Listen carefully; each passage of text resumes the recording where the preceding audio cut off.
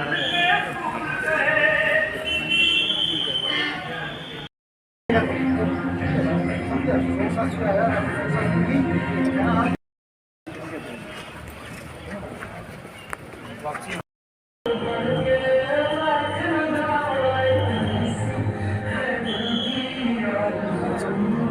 हम बनाते हैं वो सिर्फ उन शहीदों की याद में नहीं, वो एक ऐसी भी याद है जो बोलती है कि हम एक साथ हैं और हम इस आजादी, जिसको हम आजादी बोलते हैं, वो हमारे जीने का एक तरीका है।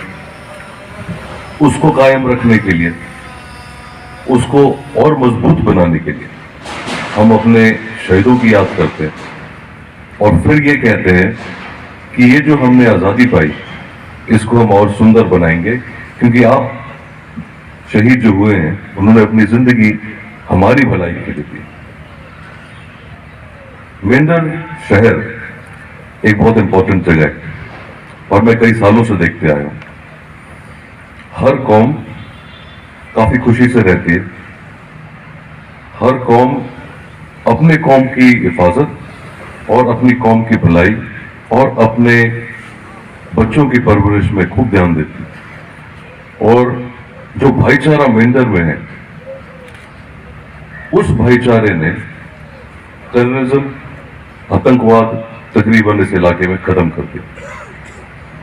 और मेंढर के लोग जिस तरह घुल मिलकर पुलिस और आर्मी के साथ रहते हैं, उससे हमारी भी हौसला अफजाई होती है।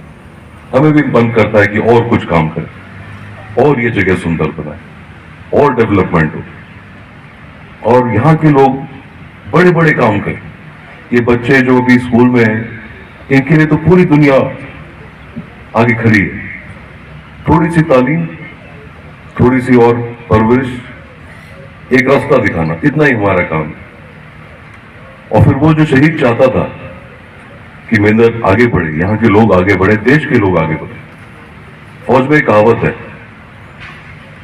थिंक ग्लोबल, मतलब पूरी दुनिया के बारे में सोचो, एक्ट लोकल, यहां पे काम शुरू करो। उसी प्रकार अगर हम चाहते हैं कि देश का भला हो, दुनिया का भला हो, तो सबसे पहले हमको अपने बच्चे देखना जरूरी है, अपनी कौम देखनी जरूरी है, अपनी सड़कें देखनी जरूरी है। हम नहीं चाहते कि कोई रास्ते में भीख मांगे। क्यों मांगे? अगर हमारे पास मौके हैं, हम एक दूसरे का मदद करें, कुछ भी हासिल कर सकते हैं।